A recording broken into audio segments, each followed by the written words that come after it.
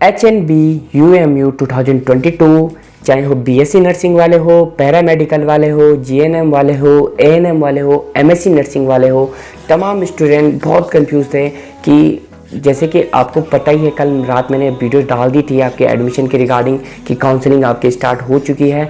बहुत कंफ्यूजन आपके अंदर कि सर हमारा नॉट एलिजिबल यहाँ पे बता रहा है, काउंसलिंग कैसे करनी है, काफ़ी बहुत कंफ्यूजन है कि फीस स्ट्रक्चर क्या रहने वाला है। ये सारी चीज़ें मैं आज की वीडियो में आपके डाउट क्लियर करूँगा।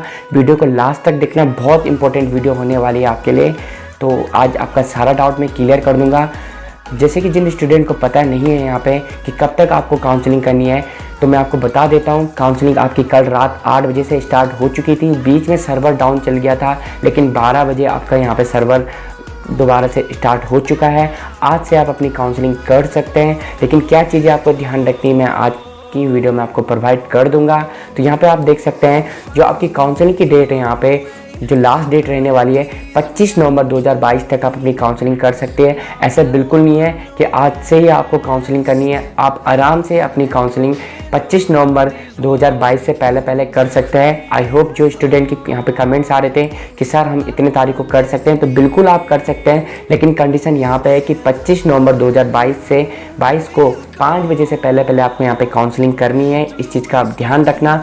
अब जो डाउट है यहाँ पे डाटा प्रोसेसिंग, देखो स्टूडेंट, डाटा प्रोसेसिंग क्या होता है, जो प्रेफरेंस में आपने भरी है उनके रिगार्डिंग जितने स्टूडेंट ने वो पर्टिकुलर कॉलेजेस वो अपनी प्रेफरेंस में डाला है, तो वहाँ पे क्या करते हैं, जो काउंसिल बोर्ड होता है वो देखते हैं कि पर्टिकुलर कॉलेज, जैसे मैं दून की यहाँ पे बात करता हूँ, देहरादून आपने बीएससी नर्सिंग के रिगार्डिंग डाला है, तो यहाँ पे यूनिवर्सिटी क्या करती है, जो जितने स्टूडेंट ने देहरादून कॉलेजेस डाला है प्रेफरेंस में, तो वो क्या करेगी, जितनी वहाँ पे सीटें हैं, जैसे कि 40 सीटें वहाँ पे बीएससी नर्सिंग के हैं, जो टॉप 40 रैंक वाले होंगे उन्हें देहरादून का कॉलेजेस प्रोवाइड करेंगी।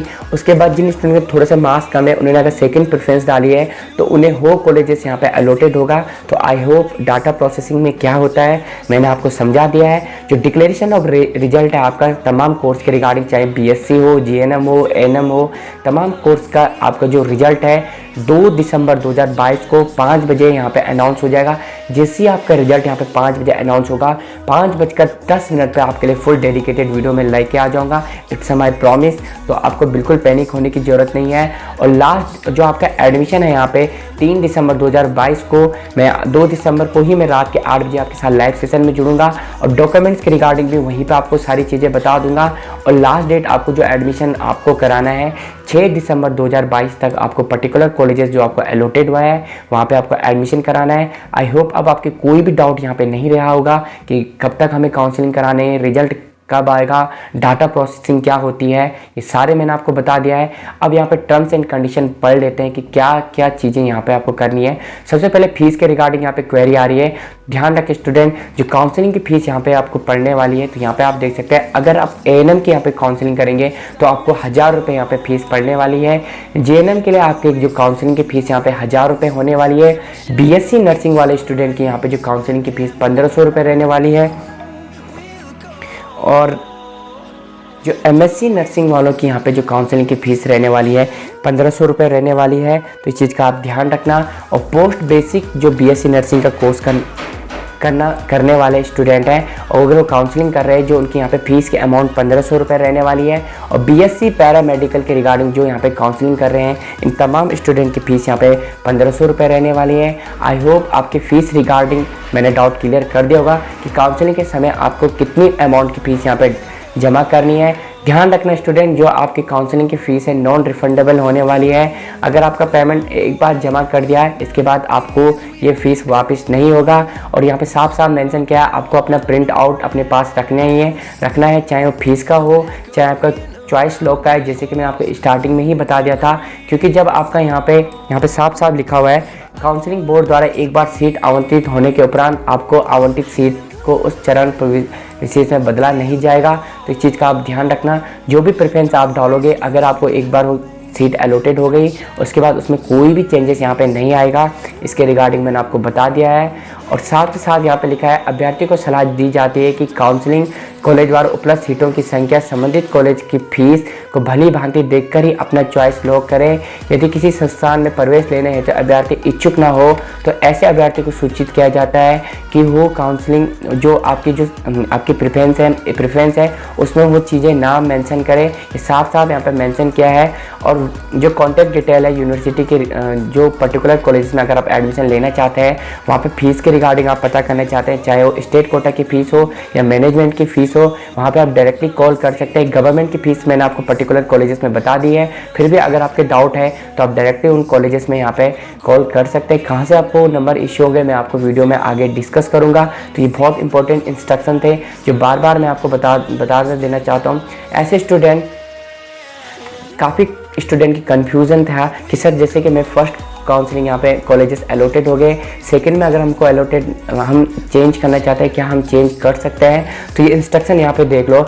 ऐसे अभ्यर्थी जिनके द्वारा प्रथम चरण की काउंसलिंग में आवंटित सीट पर निर्धारित समय अंतर्गत प्रवेश प्रक्रिया पूर्ण कर ली गई हो तथा वे द्वितीय चरण काउंसलिंग में सीट आवंटन की कार्यवाही में नियमानुसार सम्मिलित होकर उक्त आवंटित सीट को बदलना चाहते हैं तो उन्हें इनकी अनुमति होगी। देखो स्टूडेंट, मैं आपको पहले ही बता दिया था, अब आपको पता चल गया होगा। मैं जो भी बात बोलता हूँ जेन्युइन ही बताता हूँ। तो यहाँ पे साफ साफ मेंशन किया है, अगर आपको फर्स्ट काउंसलिंग, जैसे कि मैं बताना चाहूँगा बीएससी नर्सिंग का एग्जाम्पल ले लेते हैं, अगर आपको देहरादून का कॉलेजेस यहाँ पे अलॉटेड हो गया है और आप चाहते हैं कि मैं सेकंड काउंसलिंग में, आपने वहाँ पे भी एडमिशन ले लिया लेकिन आप चाहते हैं कि मैं हल्द्वानी के लिए अप्लाई करना चाहता हूँ या चाहती हूँ मुझे हल्द्वानी की सीट चाहिए, तो आप द्वितीय चरण काउंसलिंग में सीट आवंटन के लिए यहाँ पे सम्मिलित हो सकते हैं। लेकिन कंडीशन क्या है, परंतु उक्त सीट आवंटन की कार्यवाही केवल अभ्यर्थी को Uttarakhand BSc nursing ANM GNM एवं पैरामेडिकल प्रवेश 2022 की मेरिट एवं द्वितीय चरण में उपलब्ध रिक्त सीटों पर ही की जाएगी।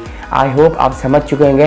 कहने का मतलब इनका ये है, अगर आपको अपनी सीट को अपग्रेड करना है, कहने का मतलब अपना ट्रांसफ़र करना है, तो आपको तभी वहाँ पे सेकंड काउंसलिंग में आपको वो कॉलेजेस अलॉटेड होगा।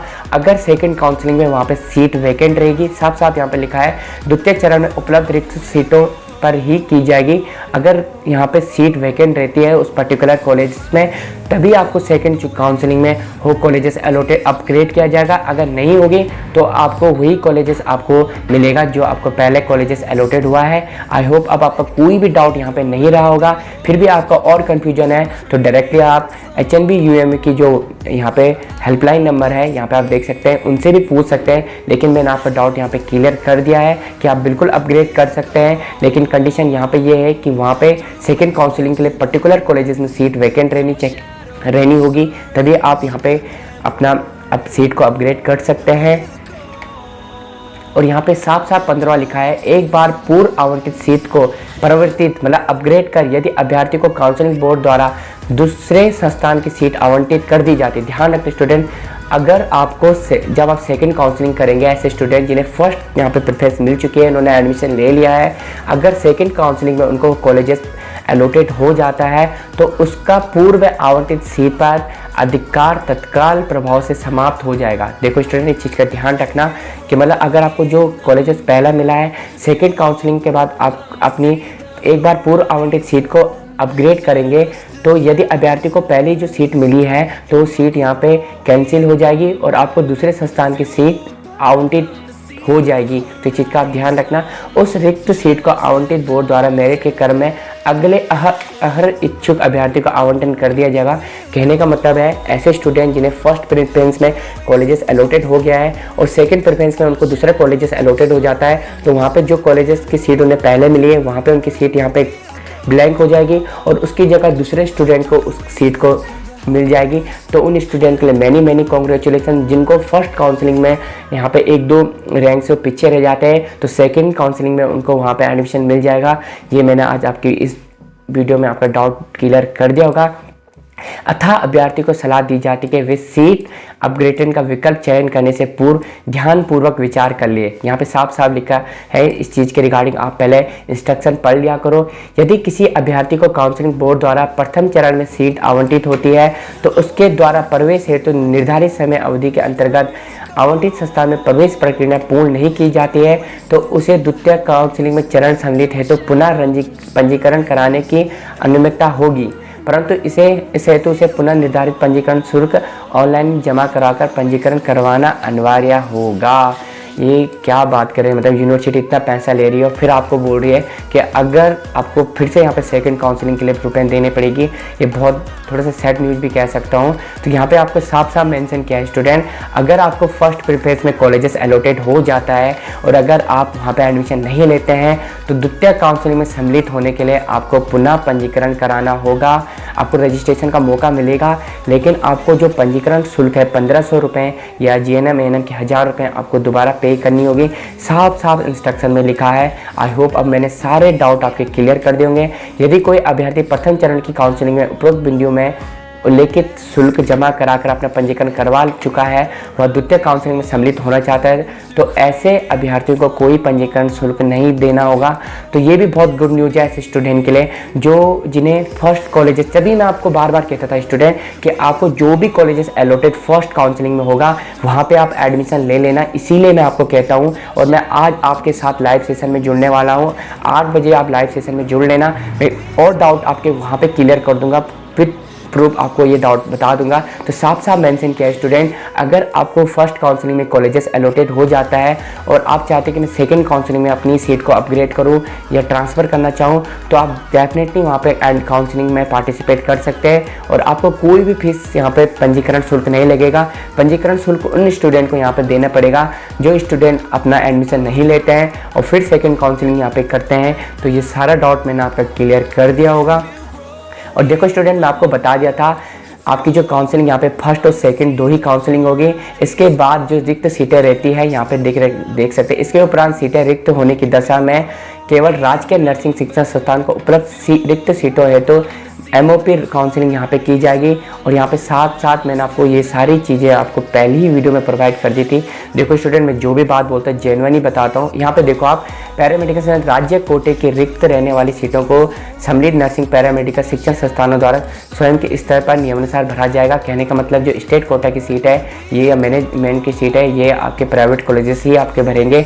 और यहाँ पे साफ साफ लिखा है कि एक बार चॉइस लॉक हो जाए तो उसके बाद कोई भी चेंजेस यहाँ पे नहीं आएंगे। और मैं आपके साथ आज लाइव सेशन में जुड़ूंगा। ये सारी चीज़ें मैं लाइव सेशन में आपके डाउट क्लियर करूँगा। देख सकते हैं करने यहाँ पे चॉइस भरनी पड़ेगी। सारी चीज़ें यहाँ पे मेंशन की है कि यहाँ पे आप साफ साफ लिखा है यदि कोई अभ्यर्थी काउंसलिंग द्वारा आवंटन की शिक्षण संस्थान में प्रवेश लेने के पश्चात सीट छोड़ता है। देखो स्टूडेंट, साफ साफ लिखा है कि अगर आप एडमिशन ले लेते हैं और उसके बाद वहाँ पे अपना कॉलेज मतलब अपनी सीट को लेफ्ट कर लेते हैं तो 2000 रुपये आपके शिक्षण शुल्क से कटौती की जाएगी, बाकी रुपये आपको रिफंड हो जाएंगे। ये भी साफ साफ यहाँ पर मेंशन किया है।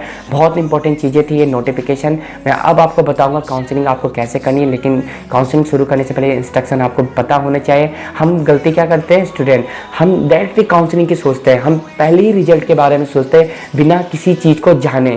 तो मैं आपको बार बार ये कहता हूँ पहले इंस्ट्रक्शन को पढ़ लिया करो। इंस्ट्रक्शन में क्या बातें यहाँ पे मेंशन की है। देखो स्टूडेंट, वीडियो बनाने के लिए हर कोई वीडियो बना लेता है कि आपकी काउंसलिंग स्टार्ट हो गई, ये हो गई, ऐसा हो गई। तो यहाँ पे ऐसा आपको बिल्कुल नहीं करना चाहिए। देखो स्टूडेंट, मैं बेशक वीडियो लेट में लाता हूँ तो इसका रीज़न ये रहता है कि मैं जो भी बात आपको बोलता है जेन्युइनली बताता हूँ, ऐसे नहीं कि कुछ भी आया आपको बता दूँ।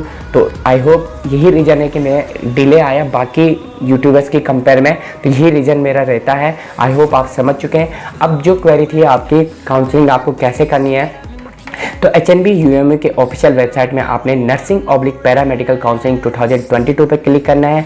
क्लिक करने के बाद कुछ इस प्रकार का इंटरफेस खुलेगा। ध्यान रखना स्टूडेंट, आपने सबसे पहले प्रोग्राम पे क्लिक करना है। अगर आप ANM वाले हैं तो ANM, GNM वाले हैं तो GNM, BSc नर्सिंग वाले तो BSc नर्सिंग, BSc पैरामेडिकल वाले जो भी कोर्स के प्रोग्राम के रिगार्डिंग आप काउंसलिंग करना चाहते हैं, आपको पर्टिकुलर हो कॉलेजेस हो प्रोग्राम यहाँ पे सिलेक्ट करना है। अगर आपने दोनों जगह यहाँ पे पार्टिसिपेट किया और दोनों जगह आप काउंसलिंग करना चाहते हैं तो डेफिनेटली आप दोनों प्रोग्राम में यहाँ पे काउंसलिंग कर सकता है। जैसे कि मैं एग्जांपल के लिए बता रहा हूँ, जैसे कि आपको बीएससी नर्सिंग का यहाँ पे करना है तो बीएससी नर्सिंग का डालना है, आपको अपना एंट्रेंस एग्जाम का रोल नंबर यहाँ पे डालना है और डेट ऑफ बर्थ आपकी जो आपने फॉर्म भरते समय डाली थी वही आपको यहाँ पे डालना है। ध्यान रखना स्टूडेंट, रजिस्टर्ड मोबाइल नंबर वही यहाँ पे डालना है, जो नंबर आपने फॉर्म भरते समय डाला है वही नंबर आपको यहाँ पे डालकर सेंड ओटीपी पे क्लिक करना है। अगर आपका रजिस्टर्ड मोबाइल नंबर ऑफ हो गया होगा या सिम बंद हो चुकी होगी या आपका वो नंबर खो चुका होगा या आपका ओटीपी नहीं आ रहा है, ये तमाम अगर आपकी प्रॉब्लम है तो यहाँ पे आप देख सक रहे होंगे टेक्निकल जो मोबाइल नंबर आपको इश्यू हो रखे यूनिवर्सिटी के, आपको डायरेक्टली इन पर कॉल करनी है, वो आपका ये इस चीज़ के रिगार्डिंग आपका समाधान कर देंगे। तो ये टेक्निकल नंबर इसीलिए यहाँ पे दे रखे हैं।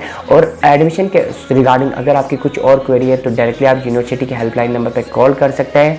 और यहाँ पे अगर आप प्राइवेट कॉलेज या गवर्नमेंट कॉलेज या स्टेट कोटा की रिगार्डिंग अगर आपकी कंफ्यूजन है तो यहाँ पे आप देख सकते हैं इंपॉर्टेंट इन्फॉर्मेशन है, कॉलेज कॉन्टैक्ट डिटेल यहाँ पे आपको प्रोवाइड हो चुकी है। तो आपको यहाँ पे देख सकते हैं कॉलेज कॉन्टैक्ट में प्रत्येक कॉलेजेस के प्रिंसिपल का यहाँ पे नंबर प्रोवाइड हो चुका है। आप डायरेक्टली वहाँ पे कॉल करके पूछ सकते हैं कि पर्टिकुलर कॉलेजेस में यहाँ पे चाहे वो पैरामेडिकल हो, बीएससी नर्सिंग वाला हो, एएनएम हो, जीएनएम हो, आपको डायरेक्टली वहाँ पे बात करके पता कर सकते हैं कि सर पर्टिकुलर कोर्स के रिगार्डिंग हमारी फ़ीस कितनी रहने वाली है, स्टेट कोटा की सीट अगर हमें अलॉटेड होती है तो कितनी हमको यहाँ पे फीस पे करनी पड़ेगी। आई होप आपका सारा डाउट मैंने क्लियर कर दिया होगा।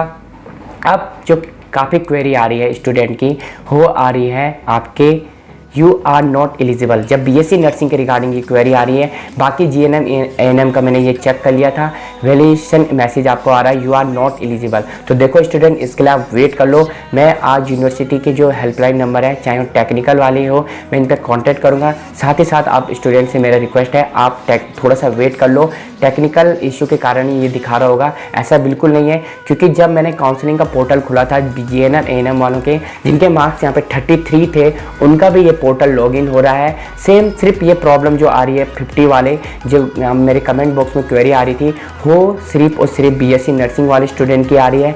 तो आपको बिल्कुल पैनिक होने की ज़रूरत नहीं है। मैं आज यूनिवर्सिटी से बात विद कॉल रिकॉर्डिंग आपको सुना दूंगा यूनिवर्सिटी ने क्या कहा और कब जैसे ये टेक्निकल इशू आपका यहाँ पर रिजॉल्व हो जाएगी मैं आपके लिए फुल डेडिकेटेड वीडियो लेके आ जाऊँगा। ऐसा बिल्कुल नहीं है स्टूडेंट कि काफ़ी लोग बोल रहे थे कि 50 नंबर वालों को नहीं मिलेगा, ऐसा बिल्कुल नहीं है। मैंने कल बहुत मेहनत की थी इसके रिगार्डिंग, काफ़ी बच्चों का मैंने यहाँ पे चाहे वो जीएनएम वाले हो, एएनएम वाले हो, जिनके मार्क्स यहाँ पे 50 से नीचे थे, जिनकी रैंक यहाँ पे 700 800 रैंक थी, उनका लॉगिन हो रहा था। सिर्फ बीएससी नर्सिंग वाले स्टूडेंट की प्रॉब्लम आ रही थी। तो मैंने आपको बता दिया, आपको बिल्कुल पैनिक होने की ज़रूरत नहीं है।